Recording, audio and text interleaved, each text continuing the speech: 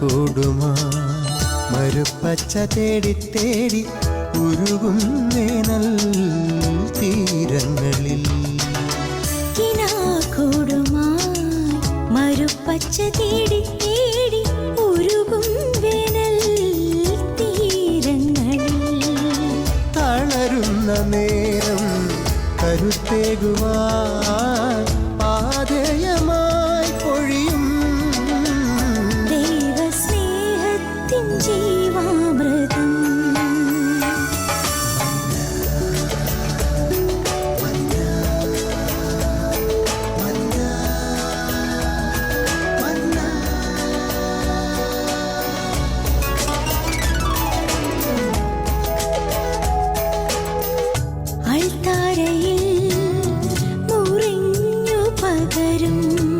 ആത്മയുഗത്തിൻ കൃപയായൊഴുകും അൾത്താരയിൽ മുറിഞ്ഞു പകരും ആത്മയുഗത്തിൻ കൃപയായൊഴുകും വിശ്വസ്നേഹത്തിൻ ദൈവാമൃതം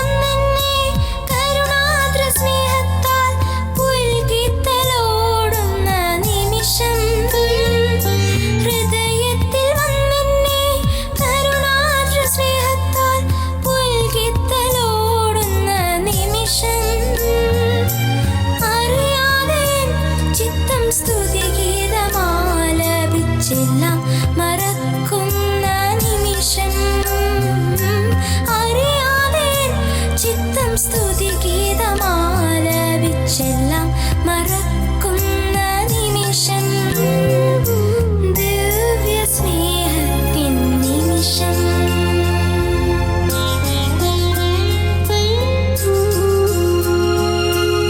ഈശോയും ഞാനും ഒന്നായി തീരും ആനന്ദ സായുജ്യ നിമിഷം. അൾത്താരമുന്നിൽ ആദരവോടെ ഈശോയെ കൈക്കൊള്ളും നിമിഷം, അനവധ്യ സുന്ദര നിമിഷം. ഈശോയും ഞാനും ഒന്നായി തീരും ആനന്ദ സായുജ്യ നിമിഷം. അൾത്താരമുന്നിൽ ആദരവോടെ ഈശോയെ കൈക്കൊള്ളും നിമിഷം, അനവധ്യ സുന്ദര നിമിഷം.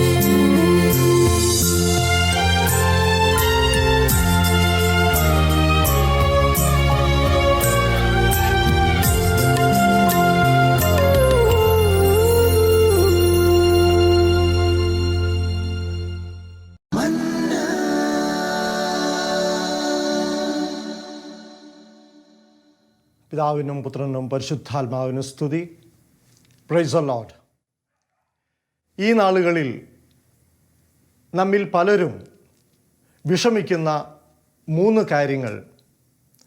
1 അസ്വസ്ഥത, 2 ഭയം, 3 ഏകനാണ് എന്ന ഒരു തോന്നൽ. Tension, fear, feeling of being orphaned. പല ആളുകളും സംസാരിക്കുമ്പോൾ ഏറ്റവും കൂടുതൽ സംസാരിക്കപ്പെടുന്ന ഒരു വാക്കാണ് ടെൻഷൻ. ജോലിയിൽ ടെൻഷൻ, വീട്ടിൽ ടെൻഷൻ, കൂട്ടായ്മയിൽ ടെൻഷൻ, ഇടവകയിൽ ടെൻഷൻ, ആത്മീയ ജീവിതത്തിൽ ടെൻഷൻ, മക്കളെക്കുറിച്ച് ടെൻഷൻ, മാതാപിതാക്കളെക്കുറിച്ച് ടെൻഷൻ. ഇങ്ങനെ എല്ലാ സമയവും എന്ന പോലെ സംസാരിക്കപ്പെടുന്ന ഒരു വിഷയമാണ് അസ്വസ്ഥത. 2 ഭയം. രോഗത്തെക്കുറിച്ച് ഭയം, ജോലി പോകുമോ എന്നതിനെക്കുറിച്ച് ഭയം, മക്കളുടെ ഭാവി എന്തായിത്തീരും എന്നതിനെക്കുറിച്ച് ഭയം, ഞാൻ മരിച്ചുപോയാൽ മറ്റുള്ളവരെങ്ങനെ ജീവിക്കും എന്നുള്ള ഭയം. മരണഭയം ഒത്തിരി പേരെ ഇന്ന് അലട്ടുന്ന ഒന്നാണ്. സ്വർഗത്തിൽ പോകാൻ ആഗ്രഹിക്കുന്നവരും അതിനുവേണ്ടി പ്രാർത്ഥിക്കുന്നവർ പോലും മരിക്കാൻ ഭയക്കുന്നവരാണ്. 3 കാര്യമാണ് ഞാൻ ഏകനാണ് എന്നുള്ള ഒരു തോന്നൽ. വീട് പണിയുമ്പോൾ ഞാൻ ഏകനാണ്, റിട്ടയറായി കഴിഞ്ഞാൽ ഞാൻ ഏകനാണ്, വൃദ്ധനായി മാറിയാൽ ഞാൻ ഏകനാണ്, എനിക്കൊരു രോഗം വന്നാൽ ഞാൻ ഏകനാണ്, എൻ്റെ സാമ്പത്തിക ഭദ്രതയ്ക്ക് ഒരു കുറവ് വന്നാൽ സംഭവിച്ചാൽ ഞാൻ ഏകനാണ്, മക്കളെയൊക്കെ കെട്ടിച്ച് വിട്ടുകഴിഞ്ഞാൽ പിന്നെ ഞാൻ ഏകനാണ്.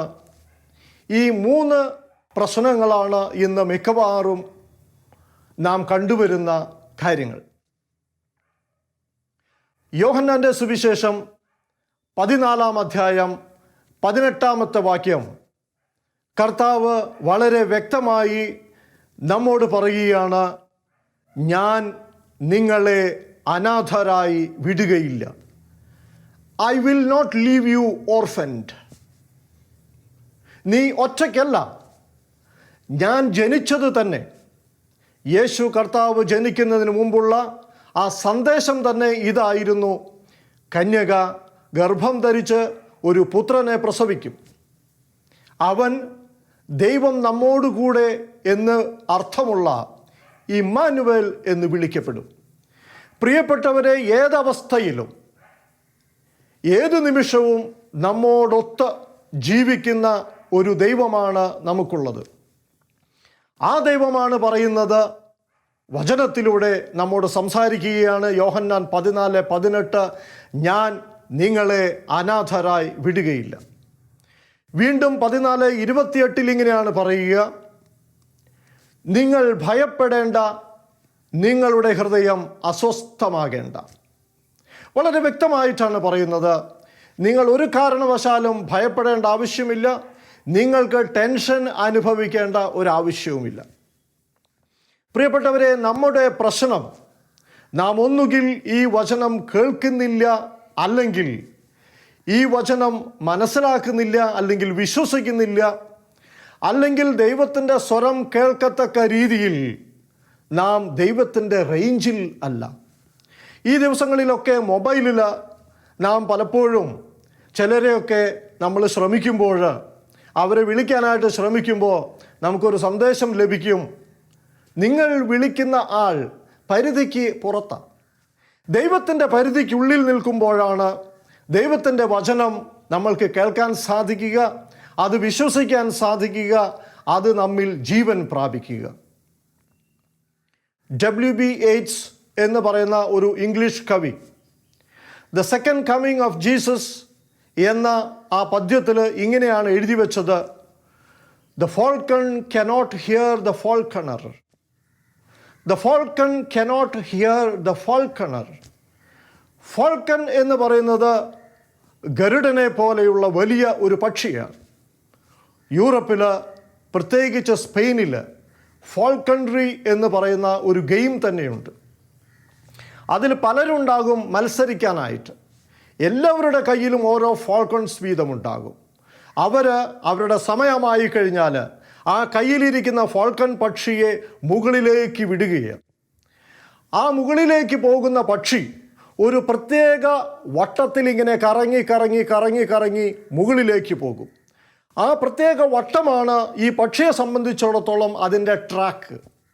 പക്ഷേ ചില സമയങ്ങളിൽ ഈ ട്രാക്ക് തെറ്റിപ്പോകുന്നു എന്ന് ഈ ഫാൾക്കണറിന്, അതായത് ഈ ഫാൾക്കണിനെ ട്രെയിൻ ചെയ്യിക്കുന്ന ആൾക്ക് തോന്നിയാൽ അദ്ദേഹം ചില ശബ്ദങ്ങൾ പുറപ്പെടുവിക്കും. ആ ശബ്ദങ്ങൾ കേട്ട് തിരിച്ചറിഞ്ഞ് ആ ഫാൾക്കൺ ട്രാക്ക് തെറ്റിപ്പോയി എങ്കിൽ തിരിച്ച് അതേ ട്രാക്കിലേക്ക് വരും. പക്ഷേ ഈ ഫാൾക്കണറിൻ്റെ ശബ്ദം കേൾക്കാൻ സാധിക്കാത്ത വിധം ഉയരത്തിലാണ് ഫാൾക്കൺ പറക്കുന്നത് എങ്കിൽ ഈ സ്വരം കേൾക്കാനായിട്ട് സാധിക്കാതെ പോകുന്നു.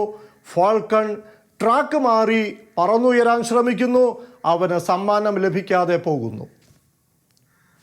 ഇന്നത്തെ ശാസ്ത്രത്തെ ആശ്രയിച്ച് ജീവിക്കുന്ന നമുക്കൊക്കെ പലപ്പോഴും സംഭവിക്കുന്ന ഒരു കാര്യം ഇതാണ്: ദൈവത്തിൻ്റെ സ്വരം കേൾക്കാൻ സാധിക്കാത്ത വിധത്തിൽ നാം ഒക്കെ ഉയർന്നു പറന്നുകൊണ്ടിരിക്കുകയാണ്.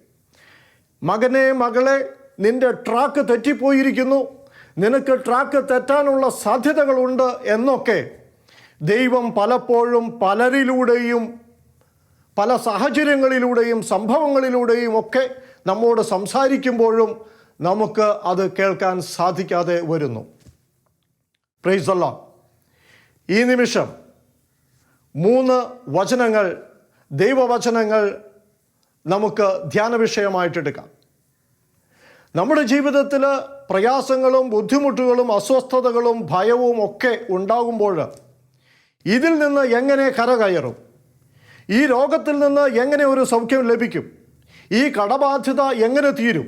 ഈ ജോലി എനിക്ക് എങ്ങനെ ലഭിക്കും? ഈ ബന്ധനത്തിൽ നിന്ന് ഞാൻ എങ്ങനെ കരകയറും എന്നൊക്കെ നാം ചോദിക്കുന്നുണ്ട്. എല്ലാ ചോദ്യങ്ങൾക്കും കർത്താവായ ഈശോ വ്യക്തമായ മറുപടി അന്ന് മറിയത്തിന് നൽകിയ അതേ മറുപടി തന്നെയാണ്. ലൂക്കായുടെ സുവിശേഷം 1-ാമത്തെ അധ്യായം 37-ാമത്തെ വാക്യം: ദൈവത്തിന് എല്ലാം സാധ്യമാണ്. ദൈവത്തിന് നിന്റെ രോഗം മാറ്റുക സാധ്യമാണ്, നിന്റെ കടബാധ്യത മാറ്റുക സാധ്യമാണ്, നിന്റെ പൈശാചിക ബന്ധനങ്ങളെ മാറ്റുക സാധ്യമാണ്, ചീത്ത കൂട്ടുകെട്ടിൽ നിന്ന് മോചനം തരിക സാധ്യമാണ്. ദൈവത്തിന് അസാധ്യമായിട്ട് ഒന്നും തന്നെ ഇല്ല. പക്ഷേ നമുക്ക് സംഭവിക്കുക, നാം മറ്റുള്ളവരിലേക്ക്, മറ്റ് ടെക്നോളജിയിലേക്ക്, ശാസ്ത്രത്തിലേക്കൊക്കെ തിരിഞ്ഞ് അതിനെ ആശ്രയിച്ചു പോകുമ്പോൾ ഒരുപക്ഷേ നമുക്ക് തന്നെ തിരുത്താൻ സാധിക്കുന്ന മേഖലകളിൽ പോലും നമുക്ക് ഒന്നും ചെയ്യാൻ കഴിയാതെ പോകുന്നു.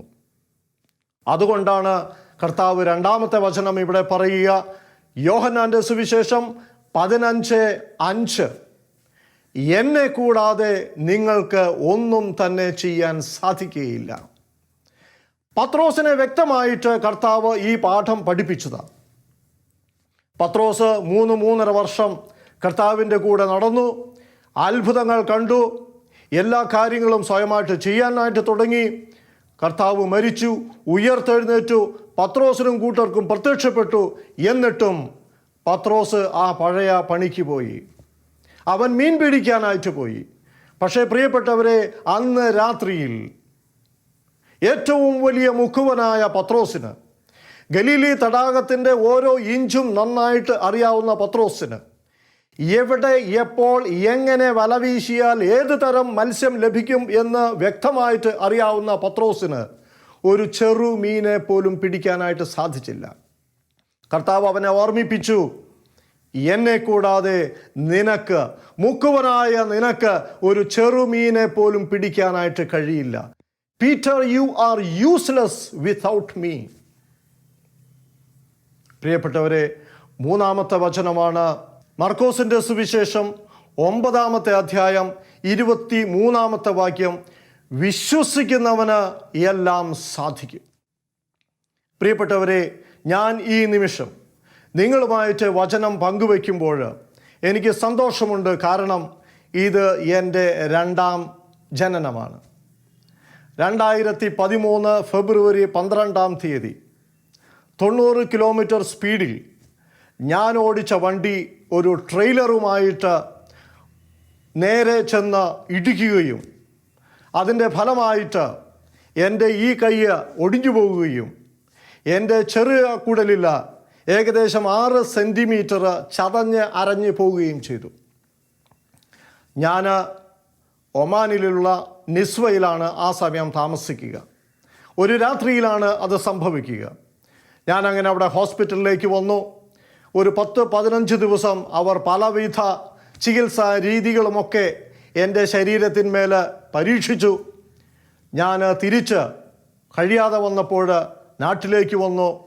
നമ്മുടെ കൊച്ചിയിലുള്ള ലേക്ക് ഷോർ ഹോസ്പിറ്റലിൽ അഡ്മിറ്റായി. അവിടെ സീനിയർ സർജൻസ്, സ്പെഷ്യലിസ്റ്റ് സർജൻസ് എല്ലാം കണ്ടിട്ട് പറഞ്ഞു, ഇത് ഓപ്പറേഷൻ ചെയ്തേ പറ്റൂ.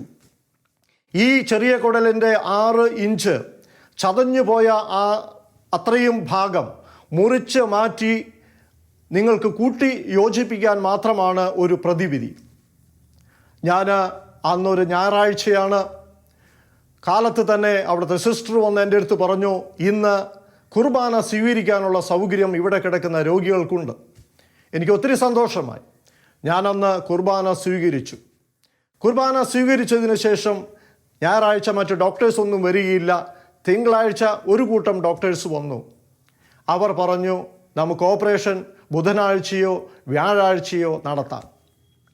ആ തിങ്കളാഴ്ച രാത്രിയിൽ ഏകദേശം ഈവനിങ്ങിൽ ഒരു 5:30-6 മണിയായപ്പോൾ മറ്റൊരു പറ്റം ഡോക്ടേഴ്സും കൂടെ എൻ്റെ അരികെ വരികയുണ്ടായി. അവർ വേറൊരു രീതിയിൽ എന്നെ കണ്ടു, എന്നെ നോക്കി. അതിനുശേഷം അവർ പറഞ്ഞു, ഒരു CT കൂടെ ചെയ്യണം, അതിനുശേഷം നമുക്ക് തീരുമാനിക്കാം, എന്തായാലും ഓപ്പറേഷൻ ചെയ്തേ പറ്റൂ എന്ന്. ആ രാത്രിയിൽ ഞാൻ കർത്താവിനോട് പ്രാർത്ഥിച്ചു. അവിടെയുള്ള ഷാലോം TV ടെലിവിഷനായിരുന്നു എപ്പോഴും എൻ്റെ റൂമിൽ ഉണ്ടായിരുന്നത്. ഞാനും എൻ്റെ ഭാര്യയും ഉണ്ടായിരുന്നു റൂമിൽ. ഞങ്ങൾ നിരന്തരമായിട്ട് പ്രാർത്ഥിക്കുന്നുണ്ടായിരുന്നു. ആ രാത്രിയിൽ പ്രത്യേകിച്ച് ഞാൻ എൻ്റെ കർത്താവിനോട് ഒരു കാര്യം മാത്രമാണ് പറഞ്ഞത്, ഓപ്പറേഷൻ എങ്കിൽ ഓപ്പറേഷൻ. പക്ഷേ 17 ദിവസമായി ഞാൻ ഈ ഹോസ്പിറ്റലിൽ കിടക്കുകയാണ്. നിസ്വയിലുള്ള ഹോസ്പിറ്റലിലും ഇവിടെയുമായിട്ട് 17 ദിവസം ആഹാരം ഒന്നും കഴിക്കാതെ വെറും ട്രിപ്പിൻ്റെ സപ്പോർട്ടിൽ കിടക്കുകയാണ്. എനിക്ക് നാളെ കാലത്ത് ഒരു ഉത്തരം കിട്ടിയിരിക്കണം. നീ എന്നെ സൗഖ്യപ്പെടുത്താനായിട്ട് ആഗ്രഹിക്കുന്നു എങ്കിൽ, അതാണ് നിൻ്റെ ഇഷ്ടമെങ്കിൽ ഈ രാത്രിയിൽ അത് സംഭവിക്കണം. ഞാനിങ്ങനെ പ്രാർത്ഥിച്ചു, കണ്ണടച്ചു. എനിക്കൊരു ദർശനമുണ്ടായി. ആ രാത്രിയിൽ ക്രൂശിതനായ കർത്താവിൻ്റെ മുൾമുടി വച്ചിരിക്കുന്ന ആ ശിരസിൽ നിന്ന് ഇതാ ഒരു തുള്ളി തിരുരക്തം ഇങ്ങനെ താഴേക്ക് വീഴുകയാണ്. ഞാനത് എൻ്റെ വായിൽ സ്വീകരിക്കുന്നു. അത് എൻ്റെ കുടലിലേക്ക് പോകുന്നതായിട്ട് ഞാനിങ്ങനെ കാണുകയാണ്. അത് ആ ചതഞ്ഞരഞ്ഞ ഭാഗത്തിൻ്റെ ഉള്ളിലൂടെ അതിനെ തുറന്നു വിട്ട് അതിനെ സൗഖ്യപ്പെടുത്തിക്കൊണ്ട് അതിങ്ങോട്ട് മുമ്പോട്ട് പോയി. ഞാൻ കർത്താവിനെ സ്തുതിച്ചു. ഞങ്ങൾ അങ്ങോട്ടും ഇങ്ങോട്ടും സംസാരിച്ചു. ഞാൻ പറഞ്ഞു എനിക്ക് സൗഖ്യം ലഭിച്ചിരിക്കുന്നു. പിറ്റേ ദിവസം വേറൊരു ഡോക്ടർ വന്നു. അദ്ദേഹം എന്നെ ചെക്ക് ചെയ്തു. എൻ്റെ എല്ലാ കാര്യങ്ങളും ചാർട്ടെടുത്ത് നോക്കി പരിശോധിച്ചിട്ട് പറഞ്ഞു, ഇദ്ദേഹത്തിന് ഓപ്പറേഷൻ കൂടാതെ തന്നെ സൗഖ്യപ്പെടാനുള്ള ഒരു ചാൻസ് ഉണ്ട്, അതിനാണ് കൂടുതൽ ചാൻസ് എന്ന് എന്നോട് പറഞ്ഞു. പക്ഷേ എൻ്റെ മനസ്സ് അപ്പോഴും പറഞ്ഞിരുന്നു ഐ ആം ഓൾറെഡി ക്യൂവേർഡ് എന്ന്. അങ്ങനെ 2 ദിവസത്തിന് ശേഷം ഞാൻ ആ ഹോസ്പിറ്റലിൽ നിന്ന് വെറും കുറച്ച് മരുന്നുകൾ മാത്രമായിട്ട് വീട്ടിലേക്ക് പോവുകയാണ്. 1-2 മാസത്തിന് ശേഷം ഞാൻ നോർമലായ ഒരു വ്യക്തിയായിട്ട് മാറി. പ്രിയപ്പെട്ടവരെ, ദൈവത്തിന് ഒന്നും അസാധ്യമല്ല. വിശ്വസിക്കുന്നവന് എല്ലാം സാധിക്കും. യേശുവിനെ കൂടാതെ നമുക്ക് ഒന്നും ചെയ്യാനായിട്ട് സാധിക്കുകയില്ല. എന്നെ ശ്രവിക്കുന്ന സഹോദര സഹോദരി, നിൻ്റെ ഇപ്പോഴത്തെ അവസ്ഥയിൽ നീ ടെൻഷൻ അനുഭവിക്കുന്നുണ്ട് എങ്കിൽ, നീ ഭയപ്പെടുന്നുണ്ട് എങ്കിൽ, നീ ഏകനാണ് എന്ന് വിശ്വസിക്കുന്നുണ്ട് എങ്കിൽ, ഇന്ന് പങ്കുവയ്ക്കപ്പെട്ട സ്വർഗത്തിൻ്റെ ദൂതിൽ വിശ്വസിക്കുക. യോഹന്നാൻ്റെ സുവിശേഷം 14:18 നിന്നെ ഞാൻ അനാഥനായി വിടുകയില്ല. യോഹന്നാൻ്റെ സുവിശേഷം 14:28 നിങ്ങൾ ഭയപ്പെടേണ്ട, നിങ്ങളുടെ ഹൃദയം അസ്വസ്ഥമാകേണ്ട. ജീവിതത്തെ നാം എപ്പോഴാണോ ദൈവത്തിൻ്റെ പദ്ധതിയായിട്ട് നാം മനസ്സിലാക്കുന്നത്, വിശ്വസിക്കുന്നത്, അപ്പോഴാണ് യഥാർത്ഥത്തിൽ ഈ വചനങ്ങൾ നമ്മിൽ ജീവൻ പ്രാപിക്കുക. ജെറമ്യാ പ്രവചനത്തിൽ 29-ാമത്തെ അധ്യായം 11-ാമത്തെ വാക്യത്തിൽ പറയുകയാണ്, മകനെ, നിന്നെക്കുറിച്ച് എനിക്കൊരു പദ്ധതിയുണ്ട്. അത് നിൻ്റെ നാശത്തിനുള്ളതല്ല, ക്ഷേമത്തിനുള്ള പദ്ധതിയാണ്. പ്രിയപ്പെട്ടവരെ, അതിനോട് ചേർന്ന് വായിക്കണം എഫേസൂസ് 2:10. നീ ദൈവത്തിൻ്റെ കരവേലയാണ്. ദൈവത്തിൻ്റെ എല്ലാ കരവേലകളും മനോഹരമാണ്. ദൈവത്തിൻ്റെ കരവേല ഒരിക്കലും തെറ്റിപ്പോവുകയില്ല. നല്ല പദ്ധതിക്ക് വേണ്ടി സൃഷ്ടിക്കപ്പെട്ട ദൈവത്തിൻ്റെ പ്രത്യേകം തിരഞ്ഞെടുക്കപ്പെട്ട വ്യക്തികളാണ് നാം ഓരോരുത്തരും. അങ്ങനെയുള്ള നമ്മെ സംബന്ധിച്ചിടത്തോളം റോമ 8:28 പറയുകയാണ്, ദൈവത്തെ സ്നേഹിക്കുന്നവർക്ക്, ദൈവത്തിൻ്റെ പദ്ധതി അനുസരിച്ച് വിളിക്കപ്പെട്ടിരിക്കുന്നവർക്ക് സകലതും നന്മയ്ക്കായി പരിണമിപ്പിക്കുന്നു. അപ്പോൾ വിശ്വസിക്കുക, ദൈവത്തിന് നമ്മെക്കുറിച്ച്, നമ്മുടെ നല്ല ഭാവിയെക്കുറിച്ചുള്ള മനോഹരമായ ഒരു പദ്ധതിയുണ്ട്. 2, നാം ഓരോരുത്തരും ദൈവത്തിൻ്റെ കരവേലയാണ്. 3, ദൈവത്തിൻ്റെ പദ്ധതി അനുസരിച്ച് വിളിക്കപ്പെട്ട, ദൈവത്തെ സ്നേഹിക്കുന്ന നമുക്കെല്ലാവർക്കും നമ്മുടെ ജീവിതത്തിൽ സംഭവിക്കുന്ന എന്തുമായിക്കോട്ടെ, ജോലി പോയിക്കോട്ടെ, വീട് മാറിപ്പോയിക്കോട്ടെ, മക്കൾ മരിച്ചു പോയിക്കോട്ടെ, ജീവിത പങ്കാളി നഷ്ടപ്പെട്ടോട്ടെ, ജീവിതത്തിൽ എന്ത് സംഭവിച്ചാലും അതെല്ലാം നന്മയ്ക്കായി പരിണമിപ്പിക്കുന്ന ഒരു ദൈവമാണ് നമുക്കുള്ളത്. പ്രിയ സഹോദര സഹോദരി, നിന്റെ ഹൃദയം അസ്വസ്ഥമാകേണ്ട, നീ ഭയപ്പെടുകയും വേണ്ട. ഇമ്മാനുവേലായ ദൈവം നമ്മോടുകൂടെ എപ്പോഴുമുണ്ട്. കർത്താവിൻ്റെ വാഗ്ദാനം അതാണ്.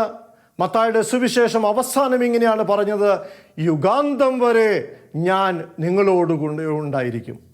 പരിശുദ്ധാത്മാവിൻ്റെ രൂപത്തിൽ, പരിശുദ്ധ കുർബാനയുടെ രൂപത്തിൽ, ദൈവ വചനത്തിൻ്റെ രൂപത്തിൽ ആ ഇമ്മാനുവേലായ ദൈവം എപ്പോഴും നമ്മുടെ കൂടെയുണ്ട്. നമ്മെ സൃഷ്ടിച്ച് ഉള്ളംകൈയിൽ പേരുകൾ കൊത്തിവെച്ച് പെറ്റമ്മയേക്കാൾ കൂടുതൽ സ്നേഹിച്ച് ഓരോ പ്രഭാതത്തിലും പുതിയ സ്നേഹം തന്ന് വ്യക്തിപരമായി നമ്മെ അറിയുന്ന, അനുഗ്രഹിക്കുന്ന, നമ്മെ വഴി നടത്തുന്ന, സംരക്ഷിക്കുന്ന നല്ലവനായ ദൈവം നമ്മുടെ കൂടെയുള്ളപ്പോൾ ഹൃദയം അസ്വസ്ഥമാകേണ്ട, ഭയപ്പെടേണ്ട, അനാഥനാണ് എന്ന് ഒരിക്കലും തോന്നണ്ട. കണ്ണുകളെ അടയ്ക്കാം, പ്രാർത്ഥിക്കാം. നല്ല ദൈവമേ, സന്ദേശത്തിനായിട്ട് നന്ദി പറയുന്നു കർത്താവേ. എന്നെ അലട്ടുന്ന എൻ്റെ ഏകാന്തത,